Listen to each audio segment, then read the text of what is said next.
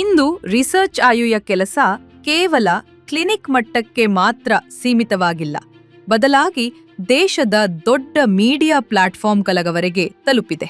ABP news ಹೇಳಿದೆ, ನೀ cushion regrowth ಈಗ ಸಾಧ್ಯವಾಗಿದೆ. ರಿಪಬ್ಲಿಕ್ ಇದನ್ನು ಮೊಣಕಾಲಿನ ನೋವಿಗೆ ಒಂದು ಆಯುರ್ವೇದಿಕ ಬ್ರೇಕ್ ಥ್ರೂ ಎಂದು ಹೇಳಿದೆ. ದ ಹಿಂದೂ ಮತ್ತು ಡೆಕ್ಕನ್ ಹೆರಲ್ಡ್ ಅಂತಹ ಪ್ರಸಿದ್ಧ ಪತ್ರಿಕೆಗಳು ರಿಸರ್ಚ್ ಆಯುಯ ನಾನ್ ಸರ್ಜಿಕಲ್ ನೀ ಕುಶನ್ ರೀಗ್ರೋತ್ ಟ್ರೀಟ್ಮೆಂಟ್ ಅನ್ನು ಹೊಸ ಆಶೆಯಾಗಿ ಹೇಳಿವೆ. ಅಷ್ಟೇ ಅಲ್ಲ, ಮರಾಠಿಯ ಪ್ರಮುಖ ಪತ್ರಿಕೆ ಲೋಕಮತ್ ಕೂಡ ರಿಸರ್ಚ್ ಆಯುಯ ಸಂಶೋಧನೆಯನ್ನು ಸಾವಿರಾರು ಜನರಿಗೆ ಉಪಶಮನದ ಮಾರ್ಗ ಎಂದು ಹೇಳಿದೆ. ಈ ಚಿಕಿತ್ಸೆ ಸರ್ಜರಿಯ ಮೇಲೆ ಅಲ್ಲ, ಸಂಶೋಧನೆ ಮತ್ತು ಕ್ಲಿನಿಕಲ್ ಸ್ಟಡಿಗಳ ಮೇಲೆ ಆಧಾರಿತವಾಗಿದೆ.